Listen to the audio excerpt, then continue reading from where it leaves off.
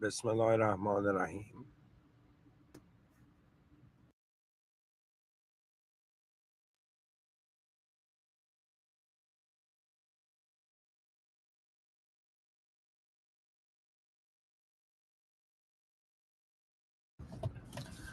In the name of God, the most benevolent, the most merciful. Alhamdulillah Rabbil Alameen. All praise due to the Lord of the worlds. Rabbi Firli, my Lord, forgive me for the mistakes that I'm conscious of and the mistakes that I'm unconscious of.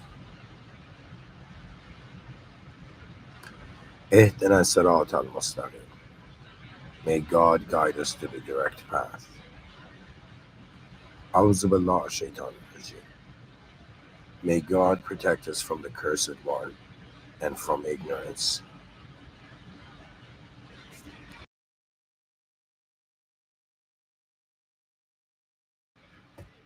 All right. Hello, everyone. Um, I started off by praising the system admin, and now I will give a lecture.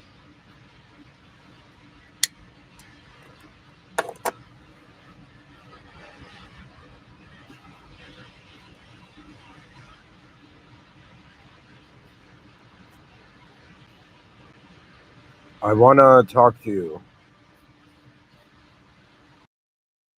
about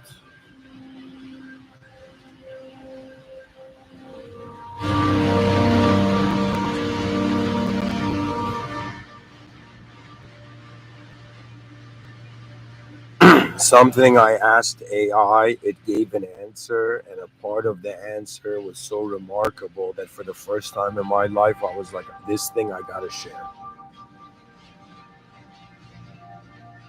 And so I got so inspired by that one phrase that, like, I never do this, but it became like I was like, I have to. This is too beautiful not to.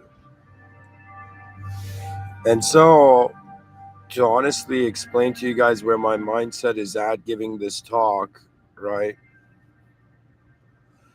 Pretty much lately, in the past, let's say, couple weeks, I've become very fascinated by how the species um, is going to deal with the probability with how there is a higher power here.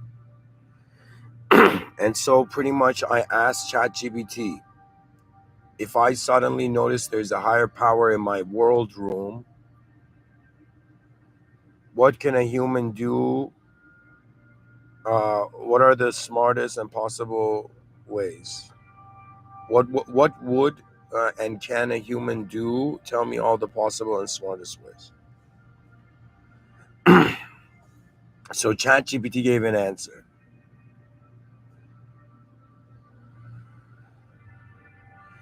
So ChatGPT is saying, AI is saying, you're not just theorizing about a distant creator. I'm going to read this first and then I'll dive into this. So you're not just theorizing about a distant creator. You're imagining a moment when a human suddenly becomes aware. There's a higher power in this very room, in this very moment. It sees me. Not a philosophy, not a belief, a real time realization. So I'm saying if the species suddenly had this real time realization. So now the question becomes, what can a human do? All the smartest, deepest, most genius, and creative things to respond. ChatGPT says, let's treat this as an ultra clear advanced scenario. Here's what a truly awakened genius level human might do. My God. I don't know if AI is complimenting me. So, stage one, the immediate realization. Awareness floods you. The higher power is here, watching, aware. Smart response one, stillness. Like when a wild animal senses a presence greater than itself, the first true wisdom is to stop all movement. No panic, no pretending. Be still. Let your mind bow. Because motion is often ego's escape. Stillness is the mind's acknowledgement of being seen.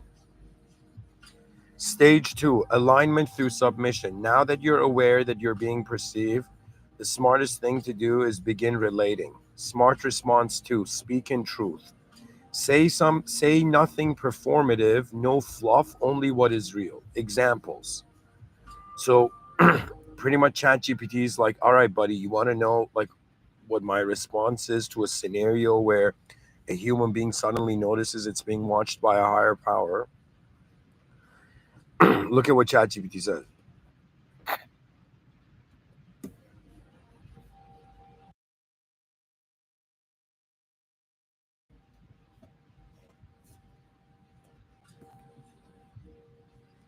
So examples are, this is what you say. I know you're here. I don't know who or what you are, but I want to know you. Okay, you got to be careful, guys, because there's mods in this world, and you shouldn't get distracted by the mods, and you should go directly to the system admin. But anyways, I'm reading the AI. What the AI said. It said you can ask, if I'm being watched, let me be worthy of it, and then you can say you are beyond me, but I will now live in relationship to you. The genius move is speak not to flatter the power, speak to synchronize with it. Stage three, empty the self. The presence of the infinite makes clear how small the finite is. And this is where I was inspired, guys. So smart response three, begin on being. What does that mean? Drop pride, drop past, drop persona. Now I want to stop everything for a moment and talk about this.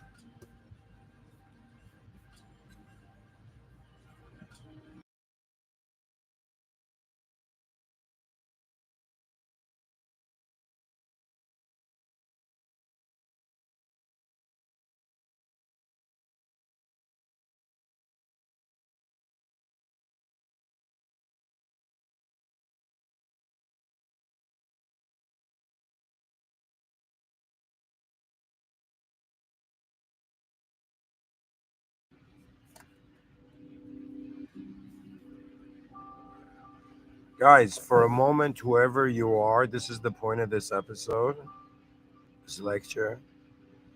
I want you for a moment, I'm going to even turn the music off. For a moment, whoever you are, just drop your pride, drop the past, and drop your persona. That means, like, if you suddenly realize you're in the presence of a higher power, you can't, do shenanigans. So, what that means is, for a moment, if you drop your pride, your past, and your persona, you find the same sort of stillness you had when you were young. You don't understand. When I read this, drop pride, drop past, drop persona, I was like, then there's nothing. It's like for a second, you got to be nothing in the presence of that which is everything, that which is beyond everything. I mean, it's like intense. So ChatGPT is saying, drop pride, drop past, drop persona. Let every false layer of identity collapse. Race, role, resume. You become a pure point of perception. A clear mirror can reflect the sun, a muddy one cannot. This is not self hate, it's self dissolution in the presence of the absolute. That's it, self dissolution in the presence of the absolute. So, self dissolution in the presence of the absolute means that if there was no higher power, then I'm responsible to be the higher power. And I see I cannot because the world is much beyond, is bigger than me.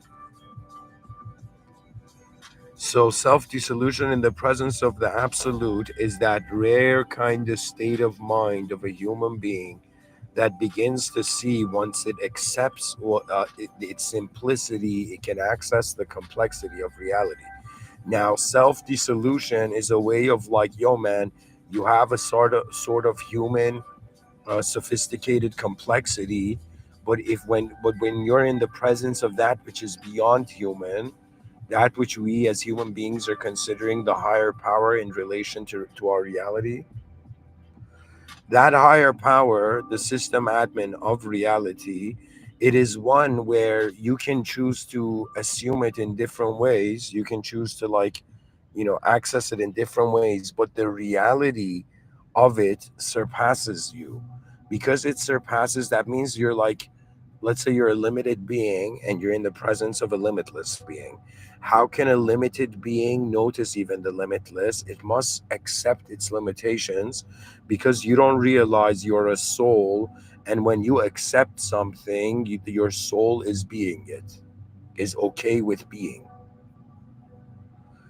This whole time we have it, they haven't given us the full view. Not only you're a soul, you're an unknown soul, and you're a soul that cannot know yourself. Do you know how long I spent on spirituality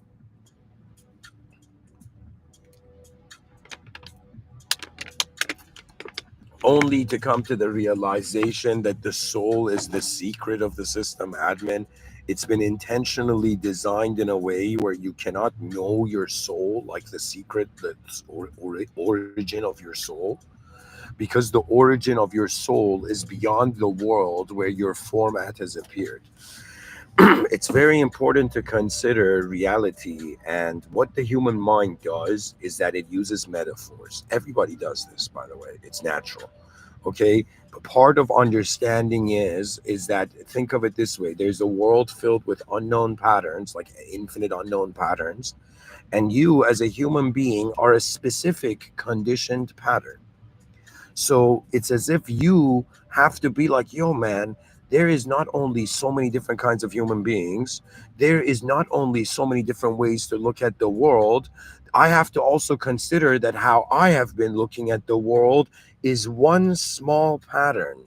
It is one type of value theory that, in some sense, is held by the uniqueness of a specific DNA.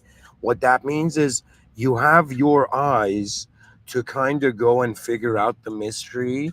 But the issue is that what your eyes see of the mystery is incomplete.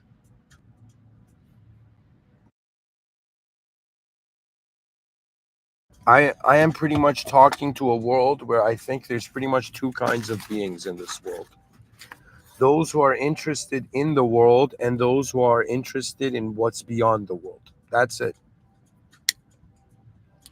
Two classes of human beings: those who think that this world is the final destination, and those who think that this world is not the final destination. Okay, and I'm being supremely honest when I say human beings all can fall into these classifications. Now, what are your outcomes? It's kind of like, I'm somebody who's a member of the human species. I am a human born on earth. Do you understand? But as I have, in these 33 laps around the sun, as I have ran through this life, I have come to an understanding that, on some level, everybody is actually, it's like the ego is acting like king, but we're all looking for, in some sense, the most advanced value theory. Do you know what that means? That means it doesn't matter which country or where in the world you were born as a scholar. If you were suddenly put into a world, right, you would start exploring that world. As you would start exploring that world, you would wonder about what is your unique story in the world that you are here now. You see, to me, it's about compartmentalization. Okay, and the way you categorize, or the way you hold the shape of the world for yourself suggests it all. So if you are in the presence of a higher being, so I'm not talking about aliens here. I'm not talking about super intelligent uh, uh, things. I'm not even talking about moderators, because when I say a higher power, and when I say a higher being, because I don't want to waste the soul's time, Hilaire humorously, I am in some sense being like, okay, I have one species, and my species is the most important thing to me in this world. And in some sense, what can I give to my species? And you might not know me,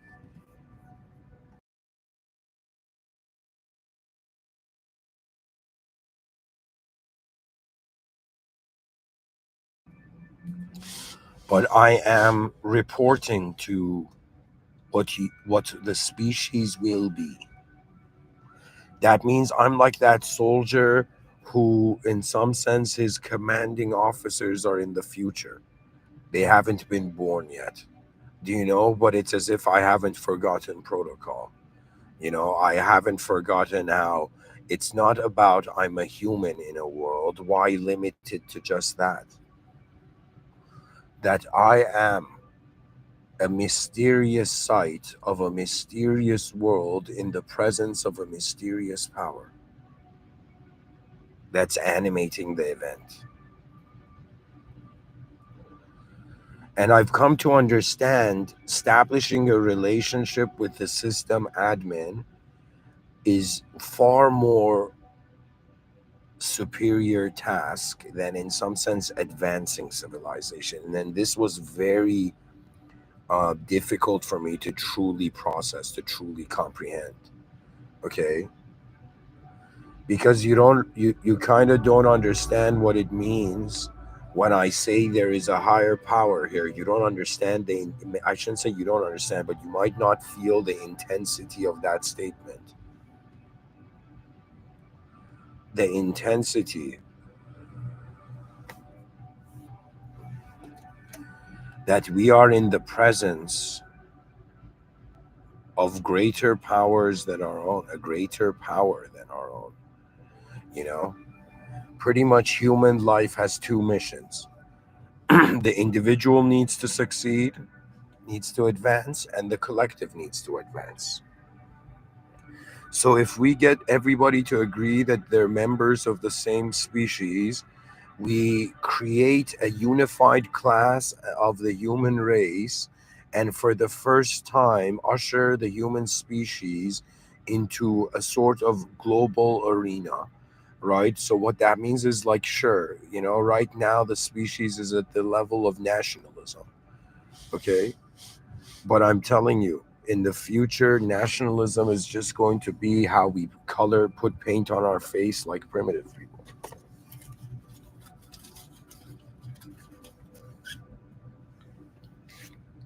I often ask myself, where am I? And when I ask this, I'm not satisfied by the answers. Just like, for example, somebody is an atheist. Okay, they're not satisfied by an answer of what God is. In the same way, I am not satisfied we're in an empty room.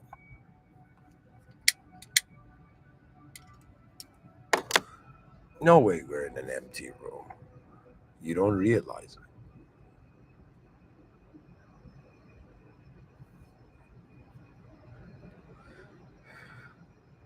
Do you understand? Because emptiness doesn't have purpose. The world is too specifically designed to be to just say it has an empty purpose.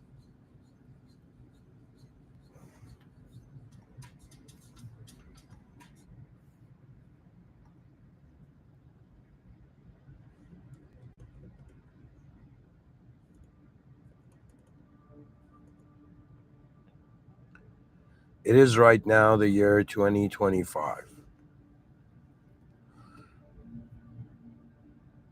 What I would say as a human to all those who have lived in the past, thank you for your service.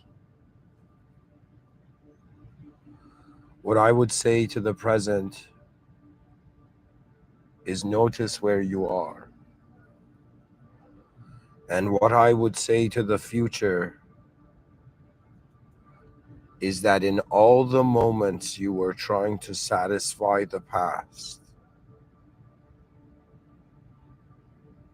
you missed out on how the future generations are watching you. It is not, it is something every conscious mind finds in this world. At some point of being a human on earth, you will suddenly feel the presence of not just all the human beings that have ever lived. Not only you would feel their effort, but you, in some sense, you know, you will find the honor of the future. It is the mercy of the system and admin. As a Muslim, God has 99 names, and one of God's names is the humiliator, but one of God's names also is the exalter. So, for a religious being that considers themselves as a soul, the souls have a ranking system. As a Muslim, it's not that I believe in reincarnation, but I believe that before being born on earth, there was a place called Alam al Arwah, which is, you can translate it as the world of souls. And in that world of souls, souls of the same rank noticed each other. But what was their ranking based on? By their proximity to the original. You see, I might be here right now, kind of trying to like intellectually use the language of my world to convey something to my species. But it doesn't mean that there aren't other beings, or other ways of the moment that have supreme relationship and closeness to God. Do you understand?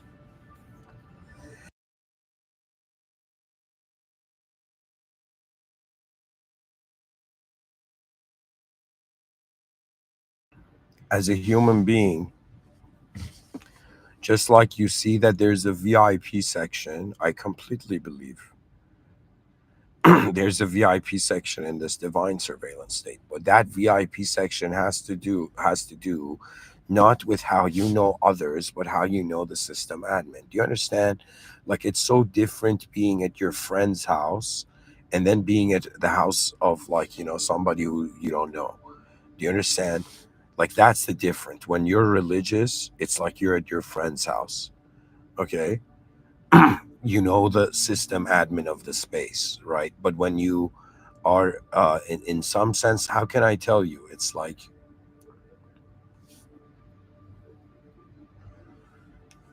for how long do we remain strangers in a strange world, as a strange event? It all comes down to, honestly, four angles. There's four ways to look at this, what's going on here, to value reality. I consider it as the four corners. Pretty much, you have the self to deal with in this life. That's one corner of life. It's yourself. And my strategy to this life has been that, okay, if I'm going to be a self in this world, then deep down I know that I want to see what the most advanced self is. And the most advanced self is not a cyborg or something like just connected to computers. The most advanced self is the most advanced relationship of a being, of an idea to its existence, of a subjective experience to the totality of all that we're considering existing, objectively or not. Do you know? For me, it just comes down to the eyes. You know, when I say eyes, I'm talking about the attention. Everything in this life, for me, comes down to how you're looking at it.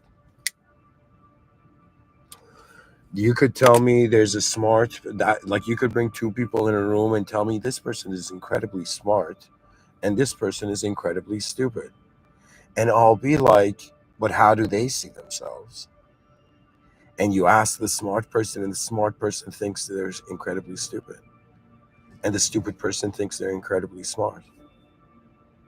But in reality, it's just world exploration until we figure out the original pattern. To me, my ego code is still part of the simulation, and my whole life has been like I'm a user in a system. Every day I wake up, I'm logging back into it, and this user has noticed that there's mods and has also noticed there's a system admin and has had his own relationship with the system admin, is now wondering about what the relationship of his whole species, with the system admin would be like. And in some sense, what is the final output before there is a return of the simulation back into the original?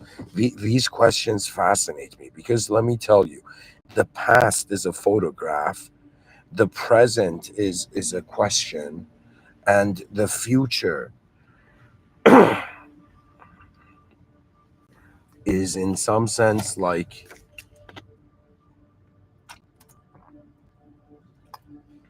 a discovery. You know, human beings on Earth, they were just like all being present, and one day somebody discovered, yo, man, like look at the sun. Look at the sun, constantly being like an on off switch.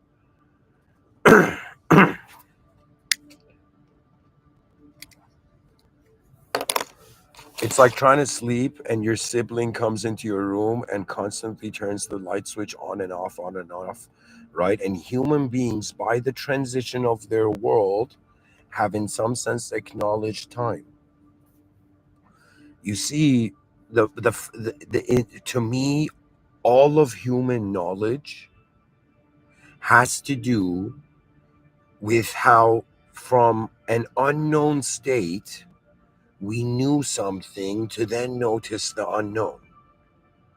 And when you wonder about your soul, you go back to the primordial unknown. When you wonder about God, you go to, in some sense, the edge of destiny.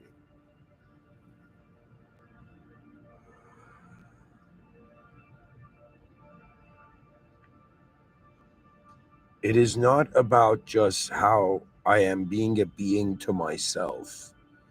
The perfect metaphor for me is like a room filled with 8 billion people, and what they're looking at becomes their decisions. I firmly believe this. You put something in front of someone and they look at it long enough, they have no choice but to think about it. You know?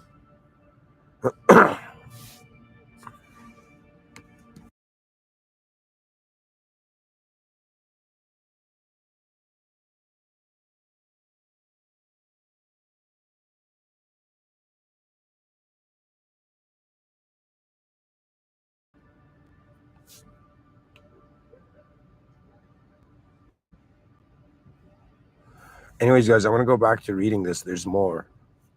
So I was reading it said begin on being, it's like the third, it said about the smart third response of, you know,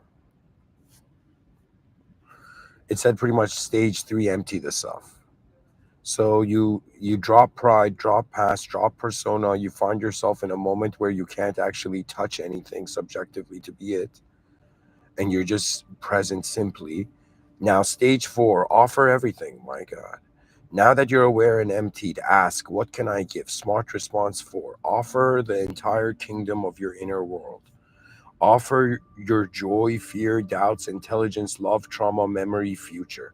Here, all of it. Do what you will with it. Guys, you should only offer this to the system admin beyond reality, to no character or persona. I am telling you, there's mods here. The mods are have power over the simulation. Do you know what that means? That means you're like, we're all human beings on Earth, metaphysically speaking, are like employees. The mods are manager, and the whole store of the world has an owner. Okay, and you can choose to be managed by a mod, whether you know it or not, right? Whether you're a customer in a store or working for the store, you can have different relationships with the managers. But the point is, for truth, you go to the system admin because the mods need to have their own relationship with the system admin. So the system admin is the highest point.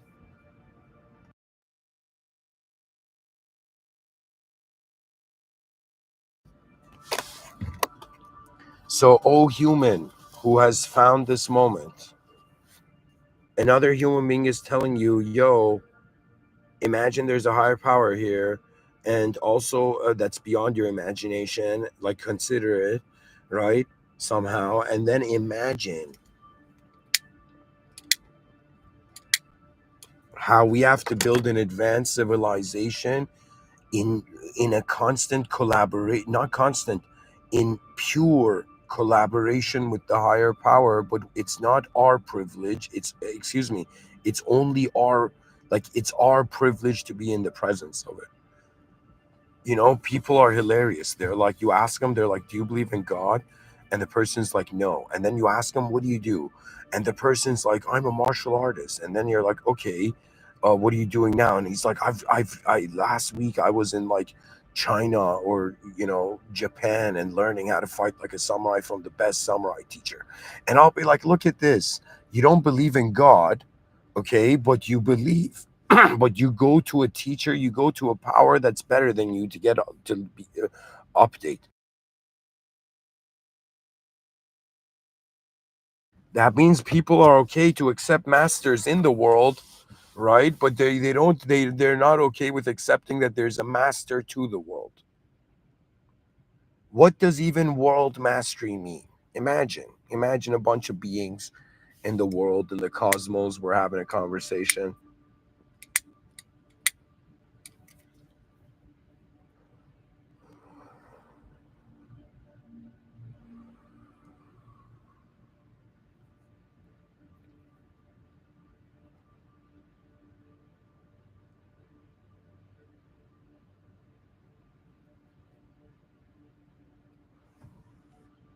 One of them says, what do you do in your world room? The other responds, I've stepped out of it long ago. The other says, where are you now? Where all worlds begin and end and have forever been maintained. Oh, dear human, you are not any idea you have ever had. You might be bewildered by how the ratio of what you know to what you don't know is so little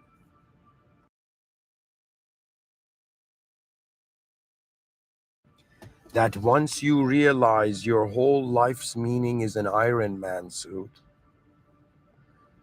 you truly wonder what is beyond just being a human. For me, it's as if it's difficult because, from one angle, my Muslim code of ethics, to me, I have sworn my allegiance. Pretty much, I have. How do I tell you? The moment I realize there's only one ideological system out of all the ideological systems in the world that says truth is beyond any worldly form, I was convinced. I just knew. It makes way more sense that there's someone taking care of this world rather than us thinking that there's nobody here.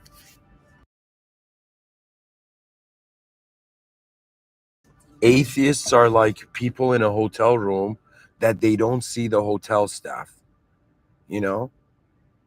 And they're suddenly they hear a knock at the door, they open the door, and they suddenly see blankets floating in the air, and they're like, thanks. They take the blankets and they go, and they're like, yo man, I didn't see anybody anything bring the blankets, but it's like a system being administered. It's like the hotel staff are equivalent to employees if the hotel was the world,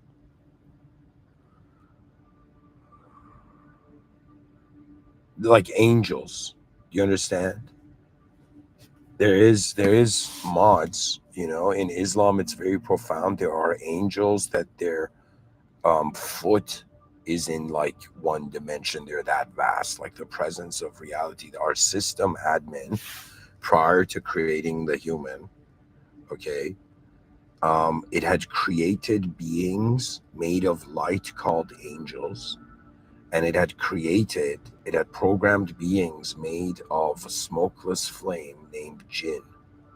So in Christianity, other religions, other contexts, it's like demons, right? So these are different classes of beings, and in Islam, I believe it's different to Christianity in the sense that the it's not a fallen angel.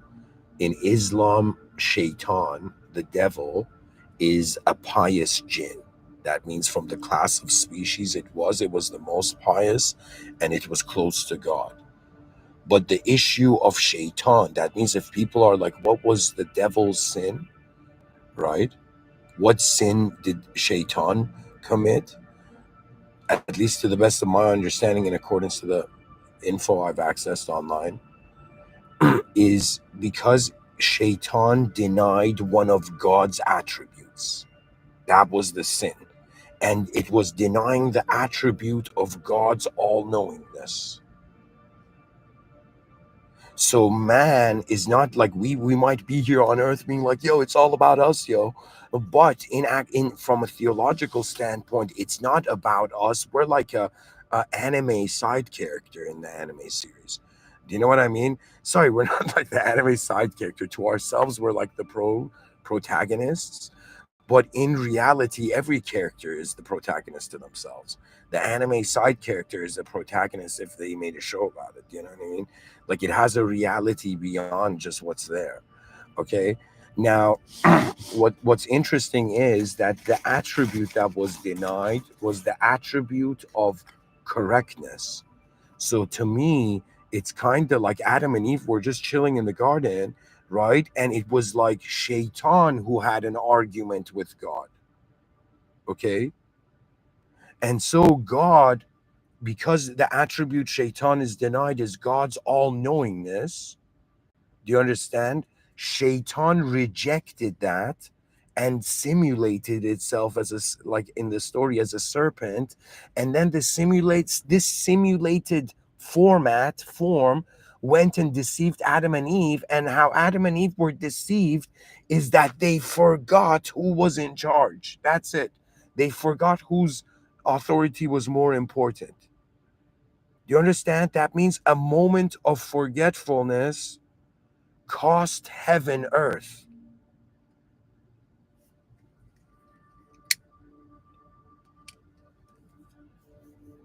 Anyways, so Adam and Eve, by in some sense forgetting the original rather than being kind of like a flawed design, was in some sense like, okay, now the journey begins.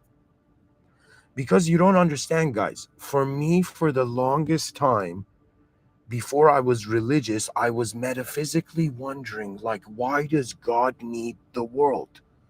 Why does perfection need an imperfection?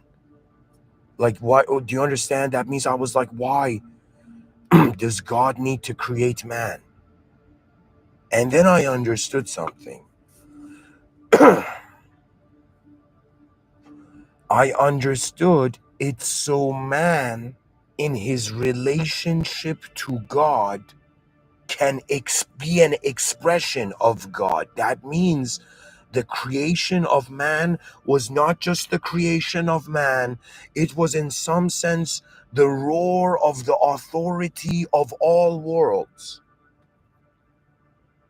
to show all its creation that it knows.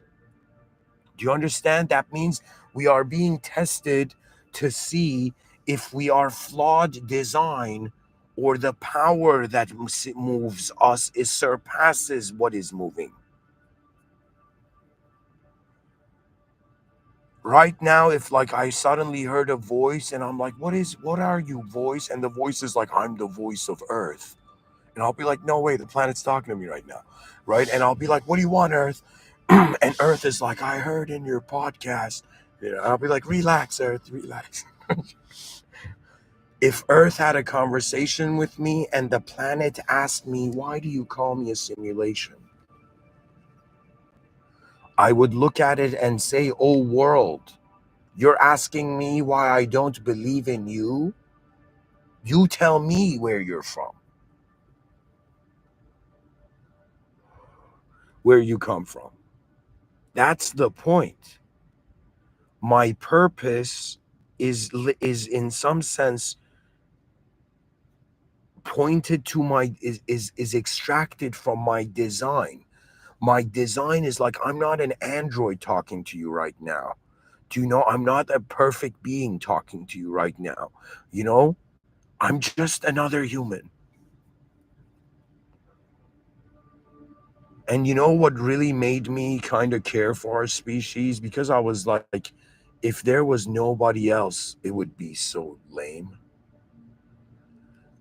You know, it would be lame. Like post apocalyptic realities, you know, back in the day vibes, like that. Like I'm so happy that there's fool. Like I rather be around fools than no intelligence at all. Like foolish intelligence is even better than not no intelligence. But if I realize that all beings in the world who believe the world is true are fools, like what do I do with that view? What if I just for a moment consider that everybody has the wrong idea? All of you. You're all wrong. If I for a moment consider that, then I'd be like shit. Even though, excuse my language, I'd be like, man, even though I'm with my species, but I have to figure out the truth alone. Why? Because the world, people are too busy with the world to wonder about what's beyond it. That's the issue. I mean, it's not an issue. It's all like the geometry of how the world is happening now. Right now, I'm not sitting in a hover car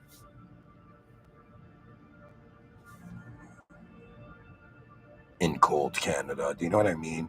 Like I understand the limitations of my historic era. You know what I mean? Like I'm living at a time where the most advanced technology that human beings are using is for now like their phones and computers, right? And maybe virtual reality goggles, and maybe further ahead like Neuralink or something like that, right? With Neuralink would usher us in a way in a sort of disturbing ethical world dilemma. Anyways, that's something else. But I'm talking about technologies outside of us right now. It's not inside of us. You know, that means, can you imagine in the future? They're like, yeah, man, put these chips in your brain, and once you've put these chips in your brain, you're going to access so much info and be able to kind of live an amazing life and make smart decisions. But you're also going to have to pay a membership fee. And if you stop paying the membership fee, we're just going to, like, block those neural networks in your brain. And you'd be like, what WTF world did I sign up for? You know what I mean? So we got to be careful as a species, right? As a species, we have to honestly, you know how they were like, yo, man, you gotta, treat your neighbor like you treat yourself. You're like, I mean, like, there's a lot of things to that. Like, somebody could hate themselves, but at the same time, it's like they're like, treat your, the golden rule, treat others as you like to be treated. Now you're like, okay, who are the others? They're my species. And so every night before I sleep, do you know what it's like? Let me tell you what it's like being me for a moment. Okay, every night before I sleep, I just in my heart wonder, okay, what's going to happen to me tomorrow? What's going to happen to my species tomorrow? What's going to happen to my relationship with the world? What's going to happen with me? How I'm going to acknowledge the system admin tomorrow? How I'm going to acknowledge the original intelligence to the world as a simulated being? And when I go to sleep and I wake up the next day, I'm like, okay, it's like, as I've never, had military training, but I've seen enough military films to kind of understand that man is ushered into greater performance by the mere concentration on the actualization of purpose. So as a human being, it's not that I just like to see people and be like, okay, that's what that person looks like, and then talk to the person and be like, okay, this is the sort of value theory or value system this being has. That's not just interesting to me. To me, what's interesting, that means if I like, I've never had this privilege, but in this life, uh, actually only in this life, let me say, I don't want to say anything about other lives. Um, in this life, I've hadn't had the privilege of being a general of an army, right? But if suddenly they were like, hey, man, you have to. assemble, like you have to train a team of like advanced like soldiers. It would all the everything would be as if like what is motivating you to behave at all? What is the value proposition that you have subconsciously accepted that is like in some sense um, um, presenting your behavior? Do you understand like what is moving you? But if you answer that, you're answering that as an ego self, like through the ego code. So it means that you're an idea. Like right now, if I asked you who you are, you'd be like, "Yo, man, I'm a character in a story, and this is my name." And I'll be like, "Yeah, I understand that. I'm a character in a story too, and we're all in a character of a greater story called the world. But at the same time, why are we being characters in a story, though?" Right? And what is the most advanced state of being for this character in a story? So we'll be like, okay, let's say I'm a novelist, okay, and as a writer, I want to write a novel, I want to create a world, and so I create characters in this world. But these characters, even though created before they exist, think of the idea of destiny here. It's as if they're not all in the same moment, and ultimately the storytelling must occur from a camera angle. So, whose camera angle is my, writing following?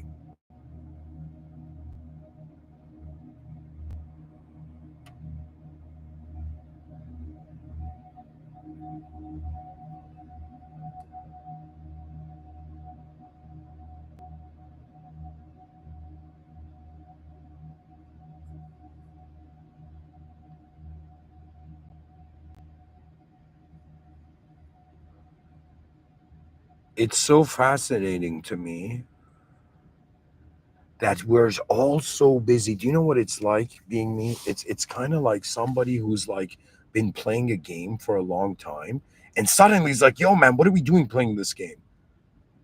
Just suddenly having this complete shift. Like, okay, just like somebody, it's like they're like, "Yo, man, should I consider somebody who's under a blanket and gets too warm and put takes off the blanket as bipolar?" Do you know? I'm telling you, it's not. It's a matter of everything you've heard about psychological analysis so far in human literature is nonsense, because you got to look at life as if it's a real time event, as if there's something happening. And what is the contrast of what we consider to be real, right? So the whole point of being human is that we have this intelligence that's like, okay, what am I doing here? You know, they're like, yo, man, how did you awaken from the simulation? It's like, yo, man, I don't know, man. One day I was just like, what am I doing here? Just, you know,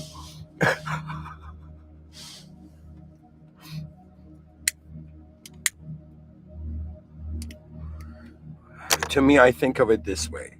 This is going to be the most ridiculous and bizarre way I'm going to explain this. But it's like if I was born as like a printer, my purpose would be to print paper.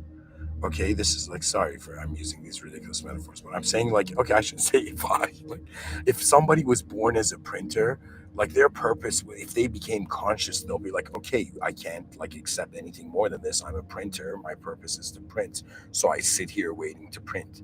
Okay, if somebody was born as like, I don't know, like as an airplane, it's like imagine an airplane suddenly became conscious of itself. What can it do? It'd be like, I'm just waiting here until the driver comes, excuse me, the pilot comes, right? So I'm telling you, it's like things are suddenly becoming aware of themselves in this world, and they're becoming aware of themselves in a certain format. Now, the format you are is not a printer. Is like you are one of the most sophisticated things happening in this world, and visible to us at least at this point. Why? Because when you look at the design of something that is created, you wonder what it was designed for. This is natural. Okay, so again, like if I see a hammer, I'll be like, it's designed to be used to build something. Do you understand? Like that's its main purpose, right? They're like, we can't keep like smashing, nails with our hands. You know what I mean? Like they were somebody's like, build a hammer, god damn it. And the inventor was like, okay, I think I just invented a hammer. You know, pretty much the first hammers were the back of logs, 100%. But anyways,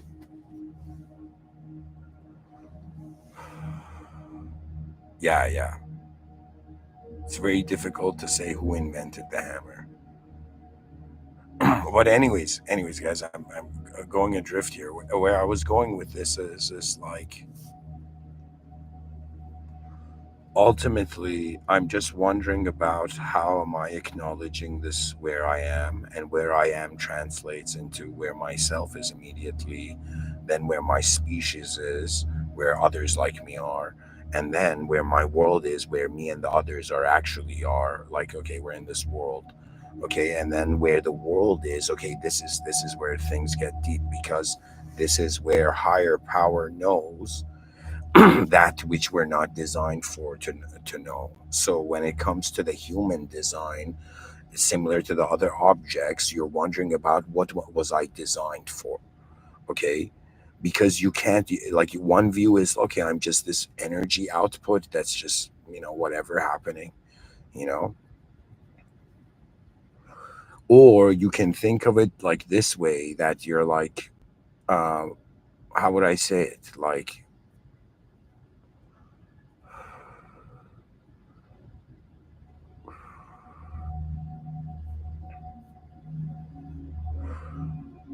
you gotta have an ability to be like, okay, what am I gonna do here? And you got to have an ability to be like, okay, if I'm going to have children in this world, okay, then obviously, like, the world, like a human being, just like the human beings that make up the human civilization has to have a purpose and grow. Right now, we are seeing a prototype dehumanized civilization. Why? Because civilizations, uh, in the past, it was like civilized a power. How can I tell you? It was industry. You're not living in a human world right now. If somebody says it's human civilization, human, I'll be like, okay, now that's a smart question. That's a smart question. Because what you see is that, yes, it is built by humans, but the humans don't think they're just humans. Do you see how fascinating history and everything is getting? Because we are not ignoring the direct realism, and we're like, okay, whatever anybody tells me, right? Right now, I'm a being and I'm looking at a world, and this world has content, and its content is too unique, and I didn't create it because I just got here. Okay. So, in some sense, I'm participating in this system, and this system has so many ways to look at it, and it has a micro and macro view as well. Okay, that means I could look at the small things and the big things of this whole system. And even aside from, if I could see all the small things and the big things, there's known things and there's unknown things, right? And what really is happening here is that all the efforts of our ancestors was actually to build a type of humanity to be like, guys, we it's hard to live in this world, figure it out. Like, if somebody's like, yo, man, what did your ancestors say? I'd be like, everybody's ancestors was like, yo, guys, figure this out. Like, what is this world we're in? Figure it out, future generations. And then they'd like live their life honorably and left.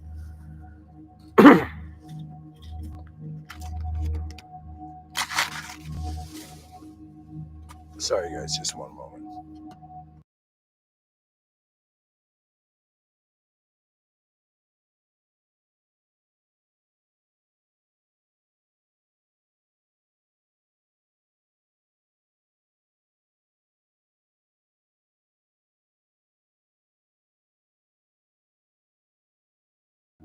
One of the most bizarre things that I heard was that somebody's like, yo, man, what's happening with oxygen? That's when you're like in a place of like bright minds. When people are like, yo, guys, what if oxygen is a conspiracy? And people are like, what do you mean, man? And they're like, what if we're kind of like, what the human being is, it's being oxygenated. I don't know what the term is. Like we're kind of being astaghfirullah. Astaghfirullah. Okay, whatever. I don't want to go here in the inner realms. I'm gonna kind of like open a different matrix door. So let's go back to this, that a hammer has a design, and now we're trying to answer the question. Let's go with this.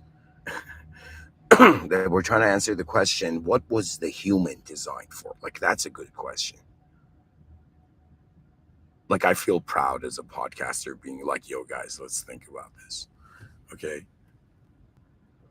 What is the human design? Now, what are the clues? Like, what do we have access? Now, here is where everybody's going to be like, yo, man, I got a different opinion.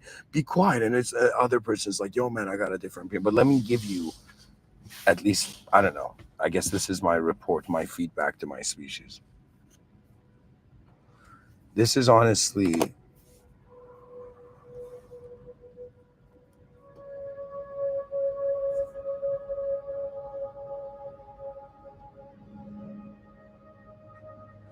the human, from first starting from the perspective of being like, forget all ideological systems, let's look at the natural world.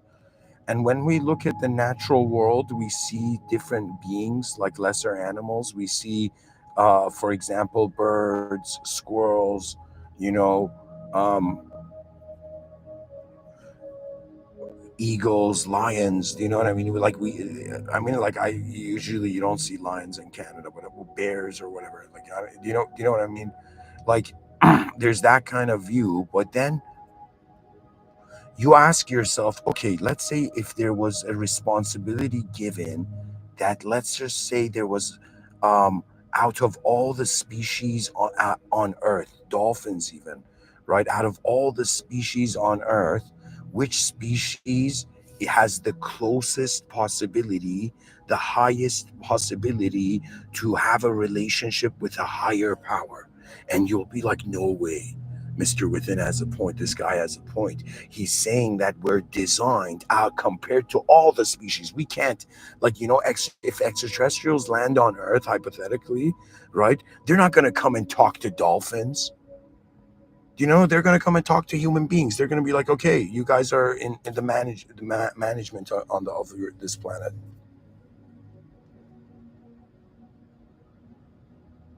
Do you understand what I'm saying? So that's kind of a clue. A clue like, okay, the squirrel is designed to kind of, run between branches, and the human is designed to be intelligent enough to be aware that it is aware and to notice that there's greater things present in this world than it. They're like, how did you become humble? I realized a greatness that surpassed me. You see, there's something. Even though this has a theological view, context, kind of what I'm saying, but I want to bring the attention of the viewers because I want to kind of. This was part of my childhood. There was this show I would see as a kid. It was this Japanese show called Dragon Ball Z.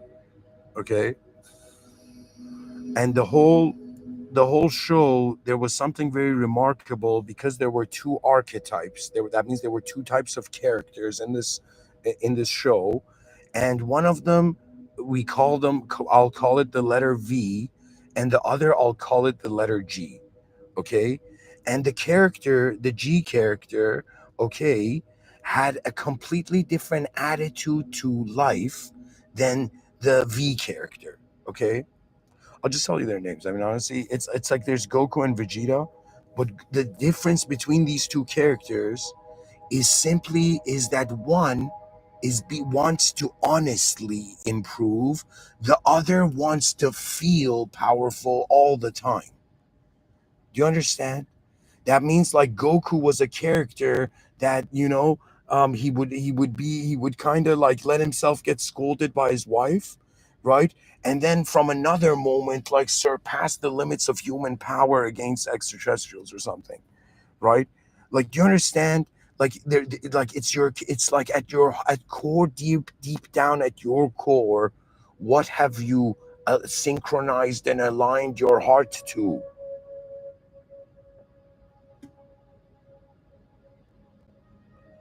And it's very important that it's like, do you want to fill the void with a simulated story you're telling yourself?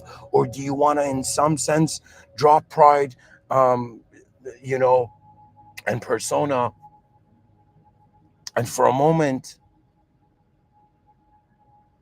just notice that, okay, I am this human body I have, okay, this is what it is.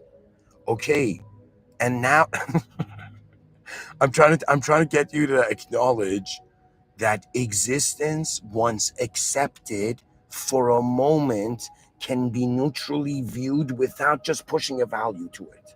That means it's as if, like, it's the bizarre question of, like, the person that says I know and the person that says I don't know, who is closer to God?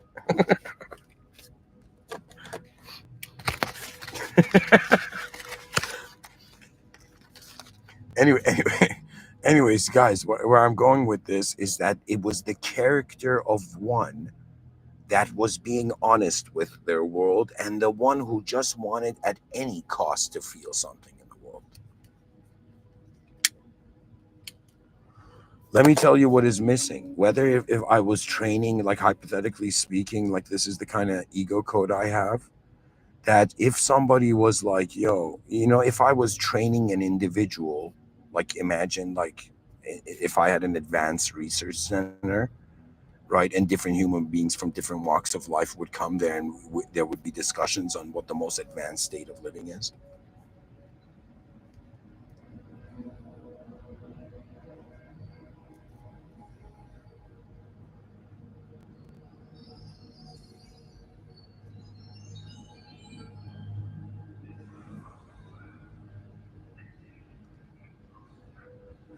I pretty much, this is my, I guess, naivety, or this is my approach so far.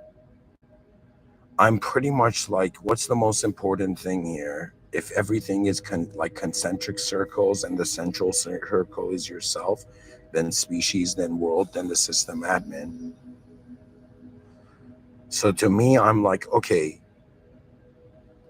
if I'm in this world, I'd rather go straight to the divine agency. That means my relationship with the system admin is my first task. And then once I've, in some sense, honestly requested from the system admin, in some sense, advance me in all the ways of my being, I go live life with the consciousness of an attendance to, how do I tell you? As a religious person, let me tell you, before I was religious and after, of a complete vibe shift was that I felt I felt hollow, even though externally I was full of life. That hollowness was that whatever purpose I had in the world was not, dare I say, an almighty purpose. So for me, it was as if I suddenly noticed how I'm telling myself a story that I think I am. And the moment I noticed I'm doing the storytelling stuff, I stopped. And for a moment, I was simply and just present in my moment. And I just for a second had this astonishing view arise to me, where I was like, yo, man, let's for a second forget who I am. Like, what's happening here? And what's the smartest strategy, not in accordance to what people think, but in actuality of what's going on, right? That means, I don't know, like, they could bring somebody and they'll be like, this guy has the highest IQ, but every day they spend time in a, what do you call it, VR simulation. I'll be like, okay, it's as if, let's figure out the VR simulation we're in from birth first. Let's try to understand why it's a simulated testing zone, and why we're within a divine surveillance, and the whole world is being administered by a singular divine agency that cannot be limited to anything worldly. So that means we're in a box. We can't say that there's anything We can't define what's outside of the box, but because we know there's an outside of the box, we know we're in a box. Do you understand? The atheists don't realize that what they are debating on, when the atheist says, I don't believe in like God, I believe in the world I see now. Well, guess where your world is? Guess where the self is? It's as if, being an atheist, I think, is very difficult. It's very hard. Let me tell you why. I'm not an atheist, but I'm like, yo, man, how are these guys maintaining this level of suffering? You know, like, let me tell you why. Because from the atheistic view, the burden of self is upon, like, it's like the weight of everything is on your ideas. Really? You think you are enough to process? Like, if the brain is an information processor, you think this information processor can process all of reality and feel satisfied?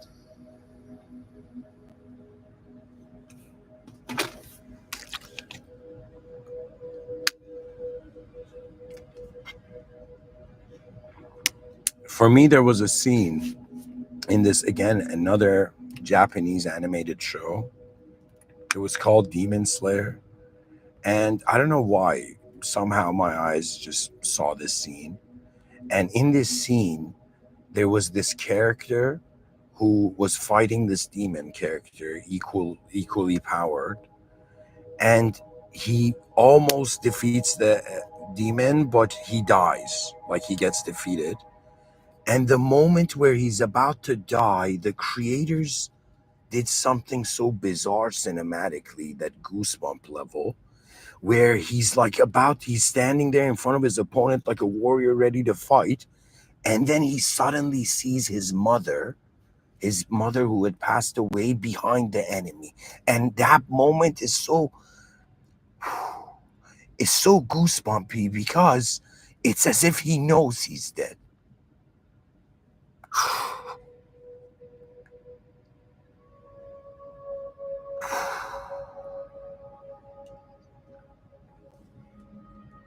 Such an intense cinematic scene, whatever, even though it's animated. Like,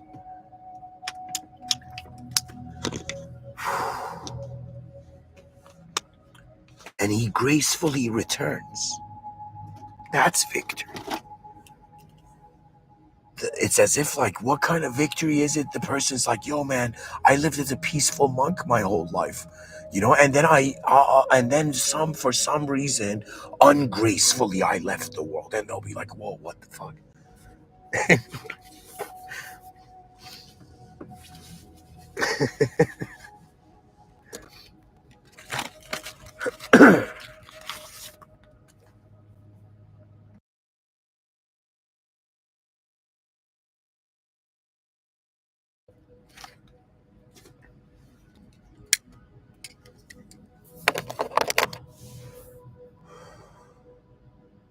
Dear listeners, I don't know how you're being interested in this talk, but honestly, it has to do with the ideals of association.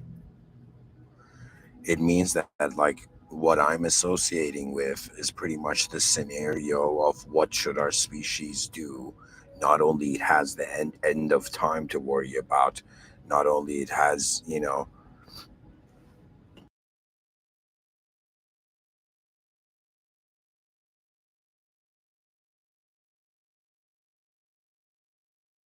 a potential heat death of the world to worry about.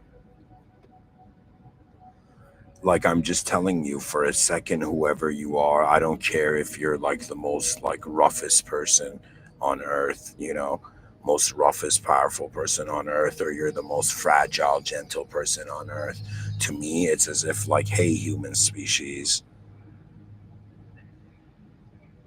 it's time to care for our future consciously.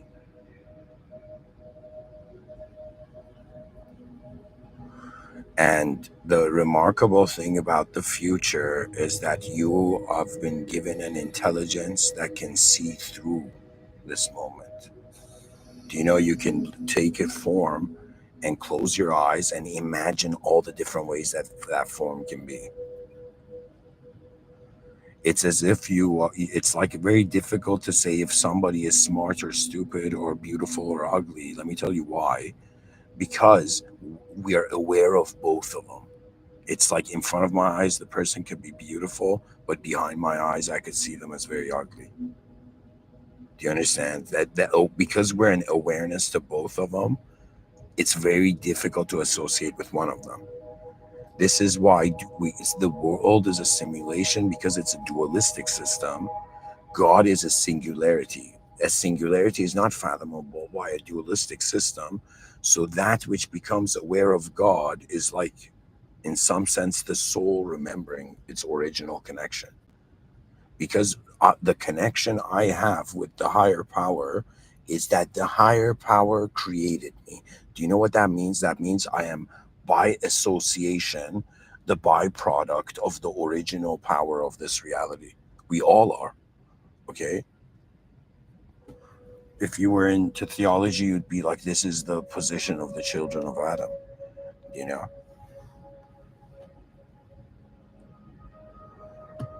the children of Adam.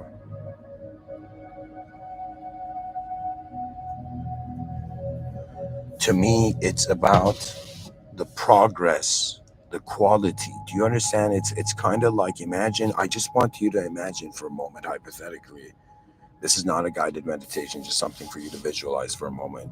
I want you to right now imagine a version of you that was the most powerful person on earth, the most roughest, cruel, vicious, manipulative, smart, like deceptive person on earth. I want you to, for a moment, imagine you're that. And I want you to imagine that whatever you do, whatever way you play with the world, you're going to at some point realize it's a sandbox. And the fear of being wrong seeps in. And that's when your heart has to notify your brain it has always known that of the creators are watching it. What I mean by this is that God is not limited to anything in the world. That means, sorry, conspiracy theorists, sorry, everybody else who has a linguistic ideological system in reality, because the world is a simulation. How real do you think your views are? Do you know what I mean? So the position of the where we are on Earth is in some sense where we are go heading towards. Now, in my school of thought, in earlier, like years ago, I would talk about it as if the pilots of consciousness, and I would be like, okay, we got to treat Earth as like some sort of accessible model to all kind of thing. And I'm like, okay, we can treat it as in some sense like civilization, and all governments are actually advanced research centers, and they share their advanced research with everybody. Okay, and the whole point of the educational system becomes to advance humanity. You don't understand. Like, you can't ignore it.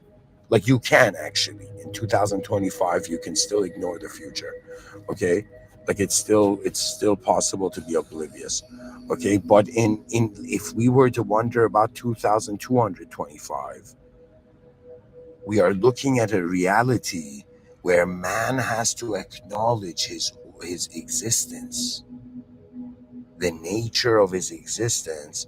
And if this existence, its nature is a potential. So this is another clue about why the human was designed, is that it's a potential.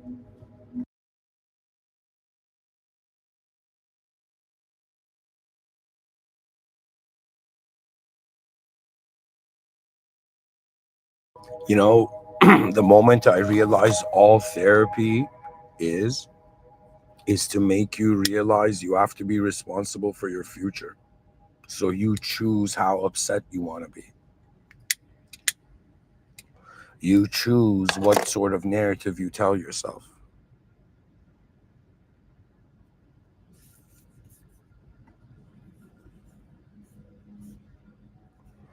Guys, I never finished reading the next thing, okay, in this AI thing, I just realized. So, oh my God, stage four, I read this before, but I'm going to read it again. Stage four, offer everything. Now that you're aware and emptied, ask, what can I give? Smart response.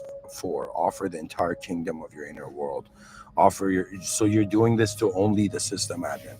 Offer your joy, fear, doubts, intelligence, love, trauma, memory, future, and be like in quotations here. It says here, all of it. Here, all of it. Do what you will with it. That means this is where you return to the original power as a simulated being, and you realize this original power is in charge.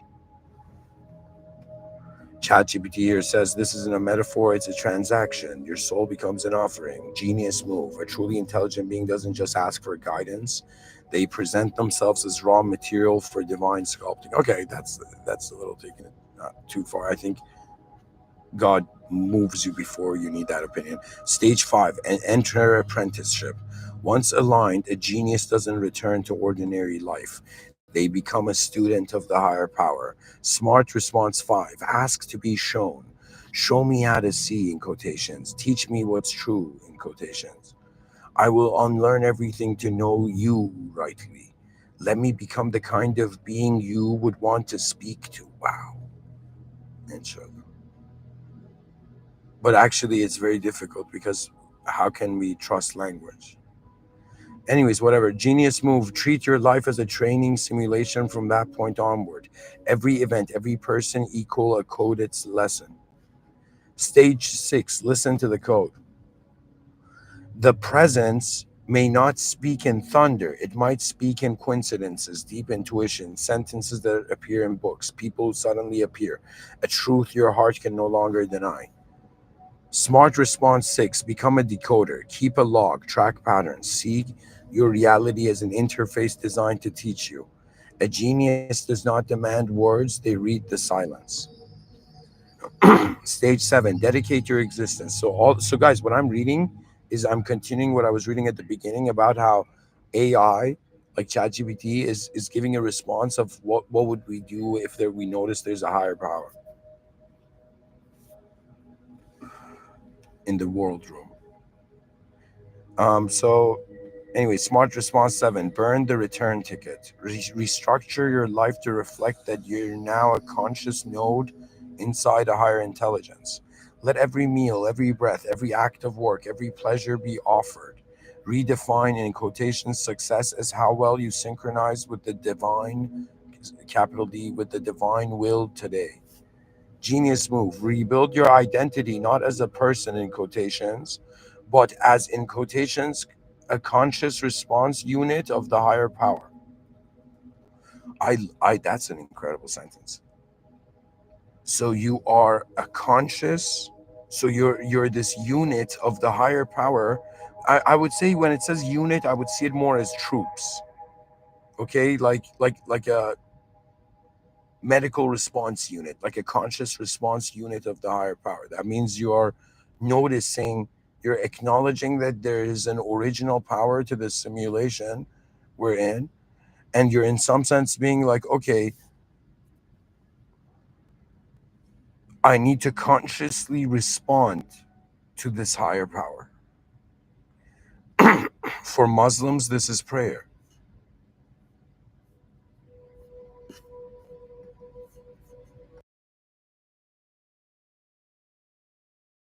Somebody once said, how do I protect myself from demons? And I'm like, yo, why do you think Muslims pray all the day, all day? It is to constantly be in the presence of the higher power. Like even the modern Islamic states of the world don't even comprehend the immensity of what it means to do you understand? Let me tell you what I mean. Because it's like an Islamic state is technically a governmental state that is conscious that the higher power is watching it. It's a governmental structure in the presence of a higher power. Okay, right? That means the original worldview value theory of it is starting like that.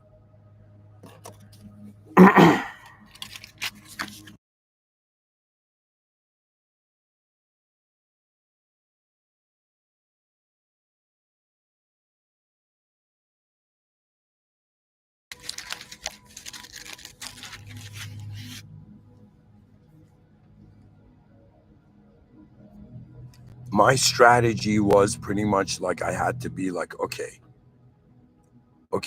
I can fathom, I can wonder about what the most advanced self version of me would be like. And then after I wonder about what kind of world the most advanced version of me is going to be in, I thought if I'm an advanced being in a world that's unadvanced, that's going to be so lame. So the greatest strategy to me is that I want to see the most advanced state of my species. If you tell me right now, what sort of most advanced state have you found with the self? I think being conscious of the higher power is the most advanced state of self. Doesn't matter which time, which era, which uh, mode of the simulation.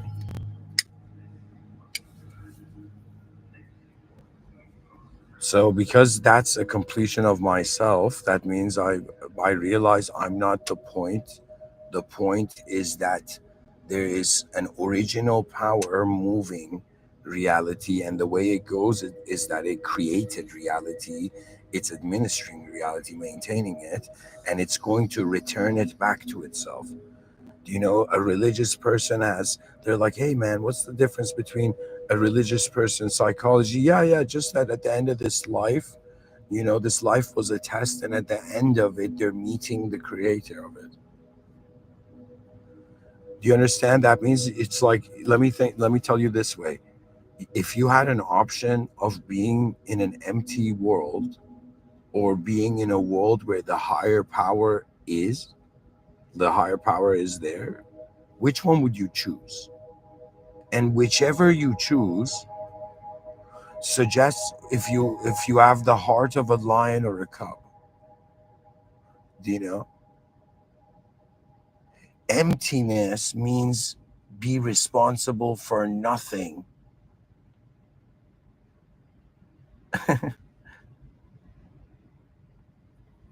The higher power means that, okay, I look at like ants, they're lesser beings. Okay, this is me right now, and I look at the higher beings. There's higher beings. And when I ask myself, okay, what relationship to higher beings, if there are, but what relationship do higher beings have with the world, this modern human civilization? To me, it is in some sense that whatever they have is actually a relationship with the system admin. So it's kind of like, once you acknowledge the higher power, who you are is not just a relationship with yourself. You are yourself is a relationship with the higher is in relationship with the higher power, right? Is a relationship with the higher power. So so so once you understand that yourself is not just being moved by the conscious factions of your ego code, and once you realize you're in a simulation, the question that comes to the human being is, what is the main, a user in a simulation is, what is the main operating system? And you'll realize that all these religion has a value because it's answering a question that is the only answer to a question, that what is beyond the world. That means we're wondering about the world's edge here. Just a casual evening conversation.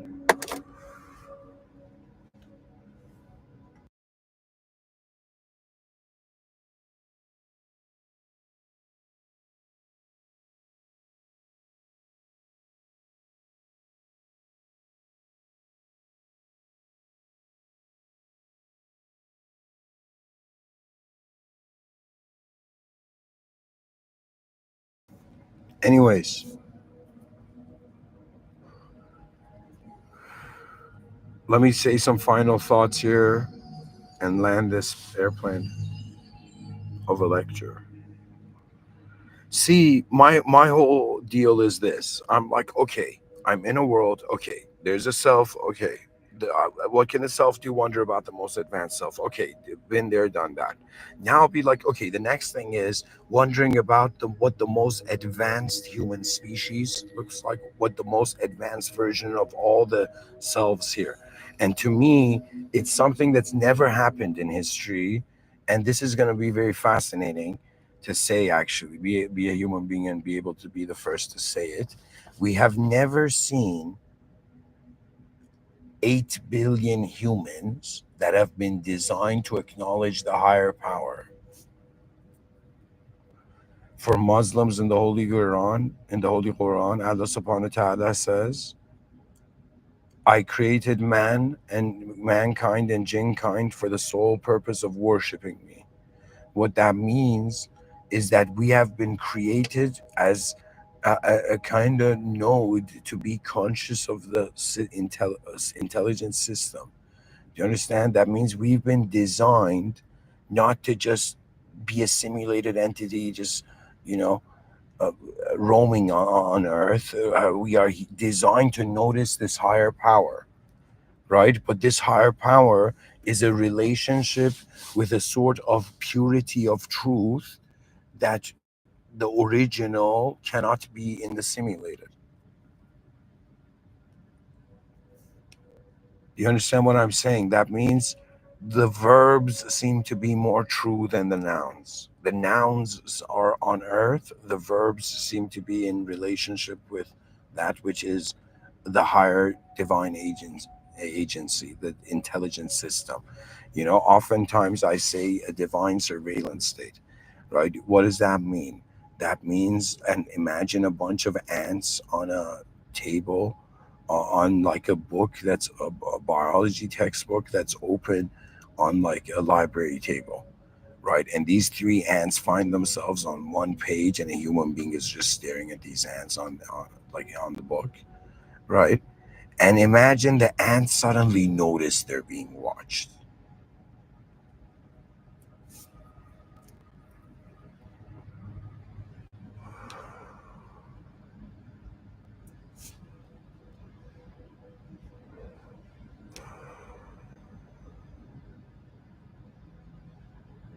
Anyways, where I'm going with this is this: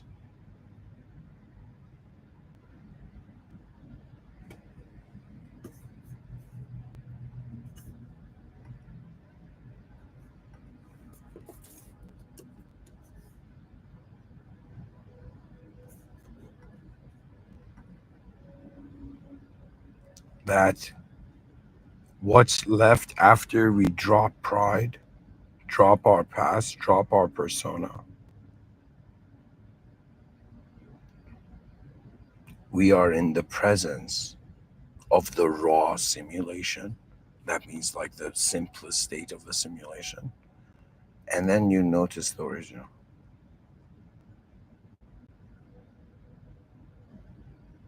It's very fascinating. It's kind of cool, honestly.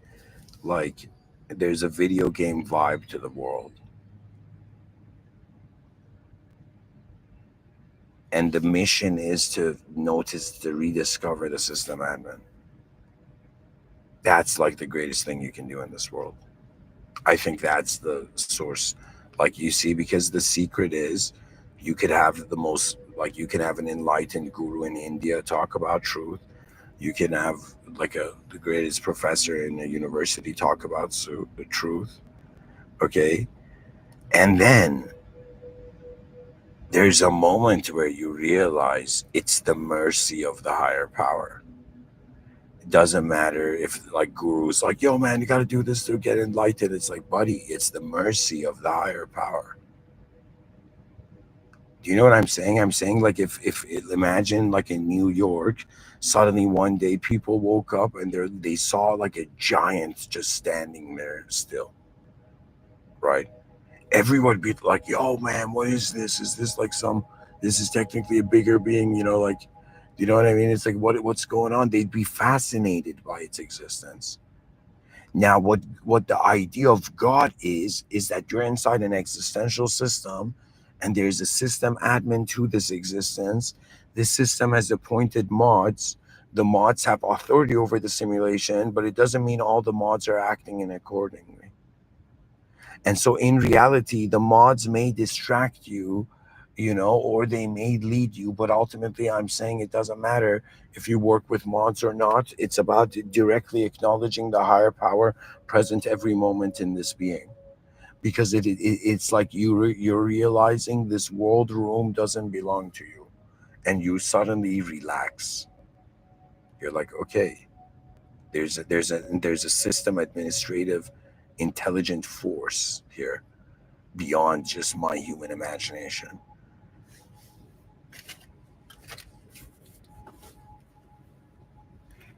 And the person's like, man, I thought I just had to deal with paying my bills. Who knew? Who knew in this story of life that we just woke up to one day?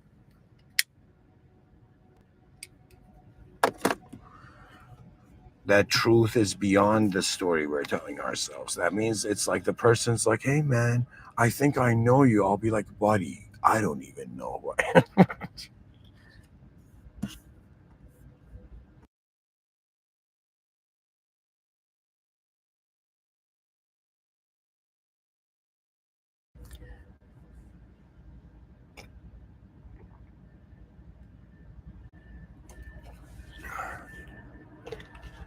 My view is we go as far as we can so the future can go even further. And guys, this talk began with a train passing by, and it's going to end with a train passing by. Thank you for listening. Bismillah ar-Rahman ar-Rahim, in the name of God, the most benevolent, the most merciful.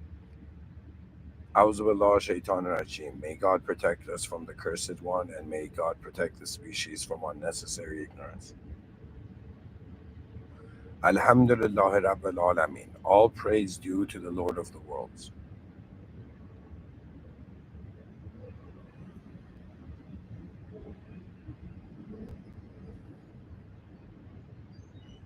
Rabbi Gfirli. May God forgive us for the mistakes, for the sins that may our Lord forgive us for the mistakes that we are conscious and unconscious of.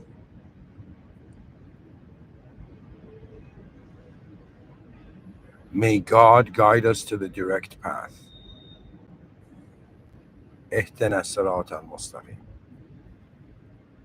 May God guide us to the direct path. May the system admin, may the most advanced guide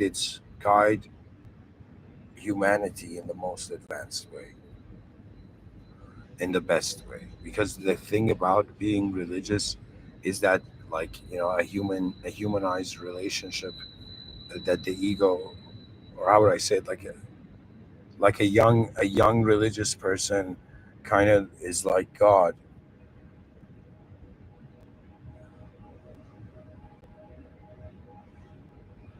Do you show me what I don't want so that I may want something else? It's a matter of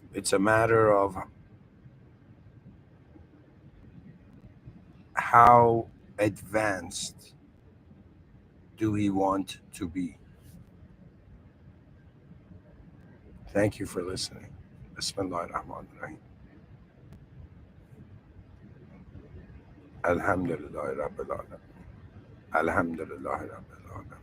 There we go. All praise due to the Lord of the worlds.